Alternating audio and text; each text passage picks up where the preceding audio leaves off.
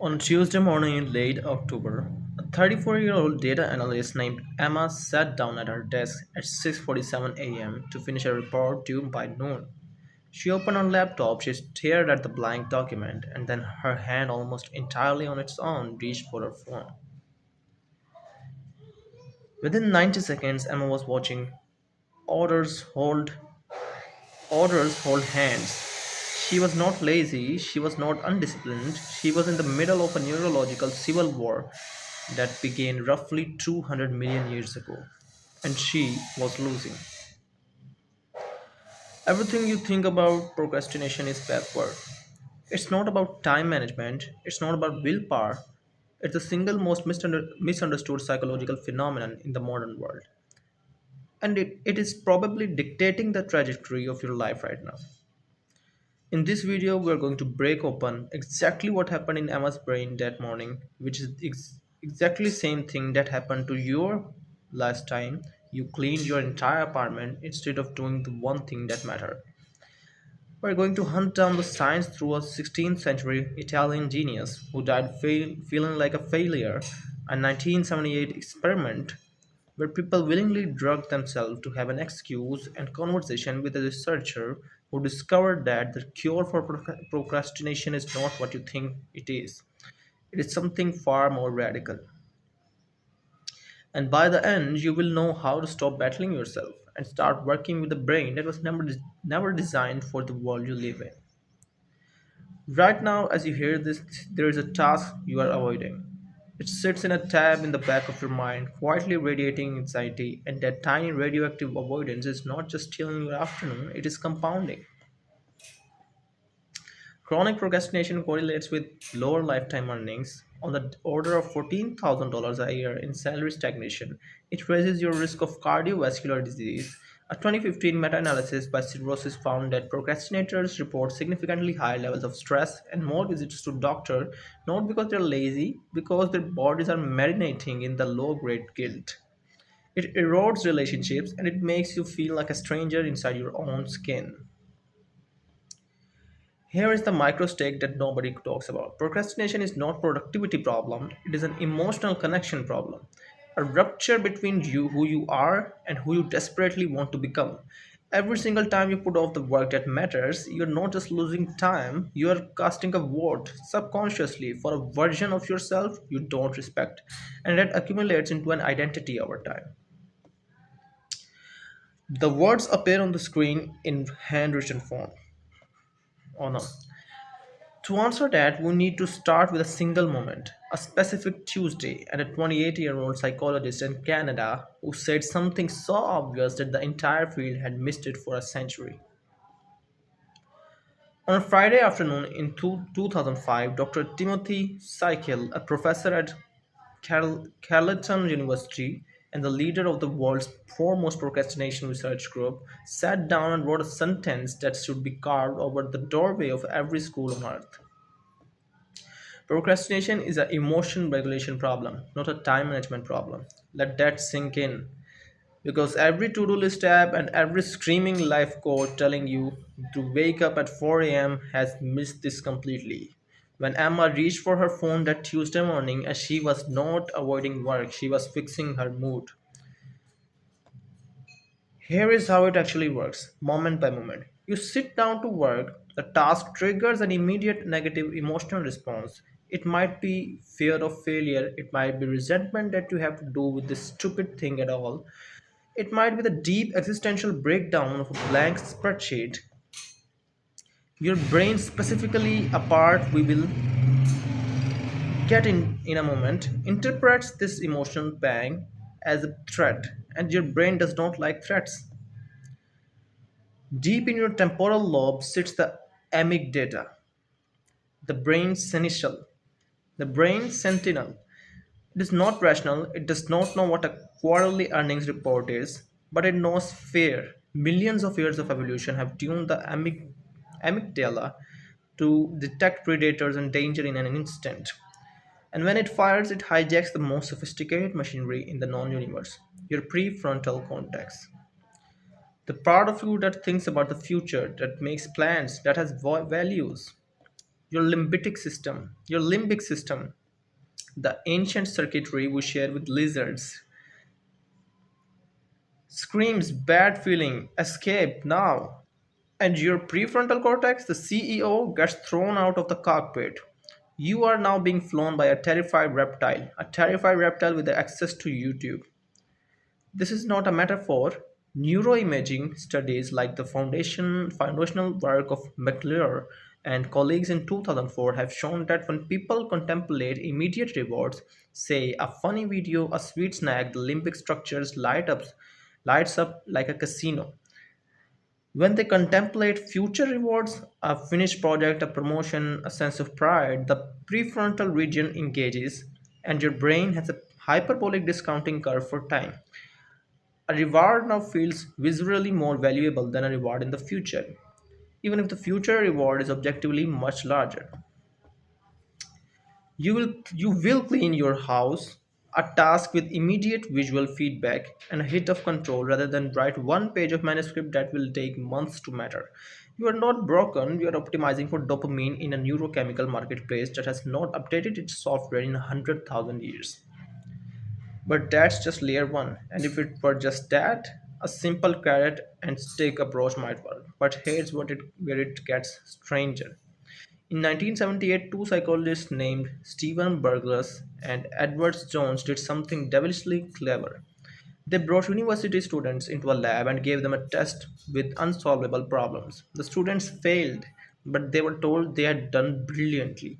You are among the top performers we have ever seen. Then they were told there would be a second test, and they could choose to take either a performance enhancing drug that would sharpen their minds or a performance impairing drug that would fog their thinking. They were told the names, and a stunning number of those high achieving students deliberately chose the impairing drug.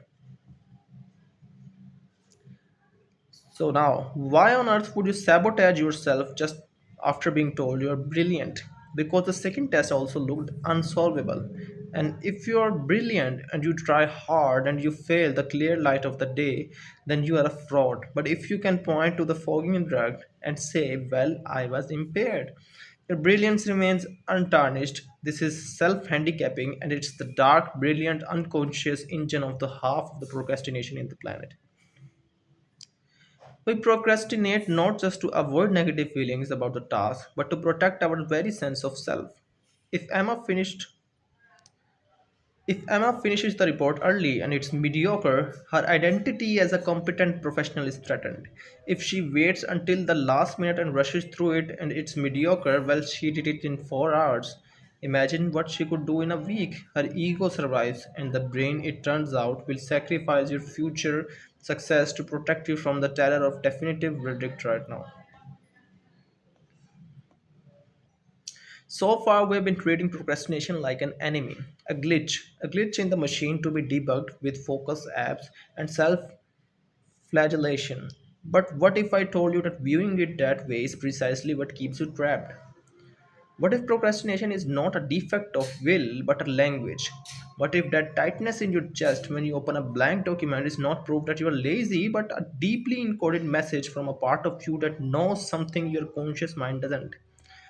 This video isn't really about how to force yourself to do things, it's about what the act of forcing reveals about the life you have built.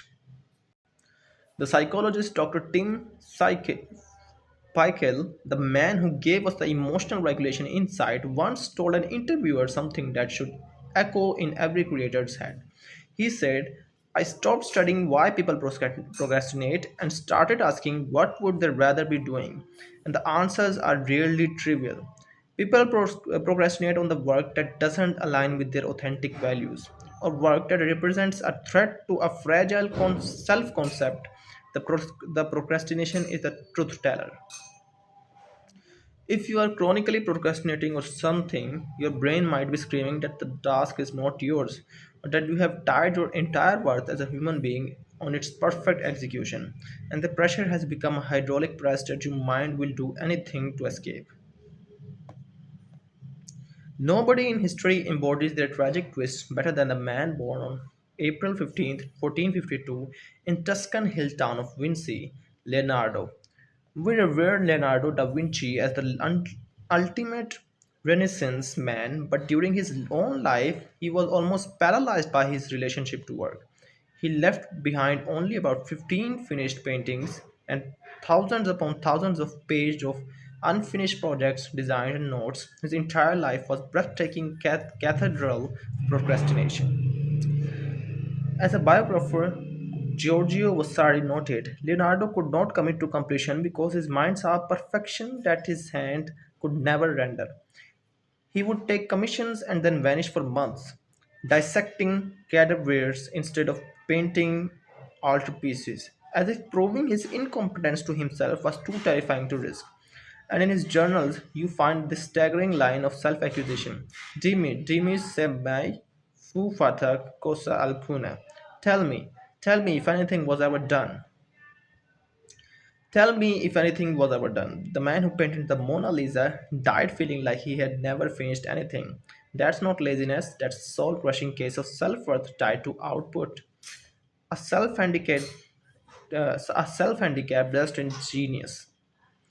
To understand what breaks this cycle, I went to the source. I spoke directly with Dr. Tim Spikel,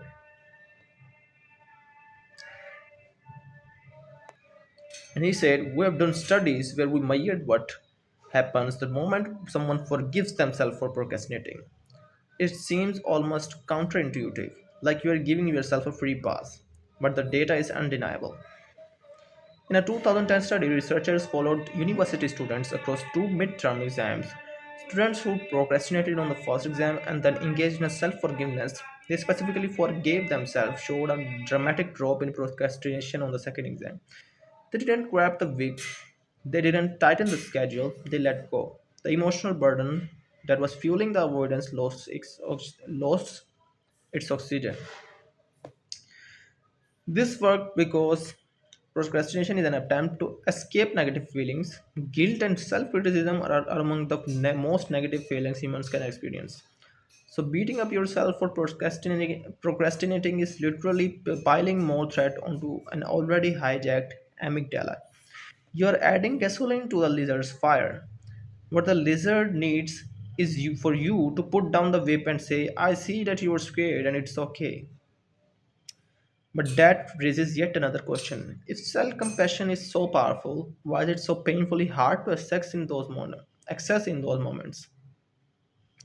The answer takes us to the final and most unsettling layer of this entire phenomenon.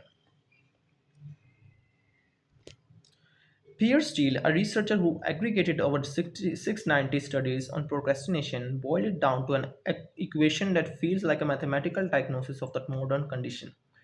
Motivation to do a task equals expectancy times value divided by impulsiveness times the delay. If the task feels unlikely to succeed, or it's not deeply valuable to you, or you are naturally impulsive, or the reward is far in the future, you will not do it. And the modern world is a machine designed to exploit every variable in the denominator. Maximize delay, instant gratification everywhere. Every app algorithmically tuned to your impulsiveness. In the 1970s, roughly In the 1970s, roughly 5% of the population identified as chronic procrastinators. Today, some estimates put it over 20%. And in the college students, it's upward of 80 to 95%. Our brain did not get worse, our environment became a perfect storm of emotional threats and dopamine traps. And here is the contradictory data point that researchers still argue about. Some studies show that a certain kind of active procrastination, deliberately delaying work under pressure because you know your work well that way, can, for a small subset of people, enhance creativity.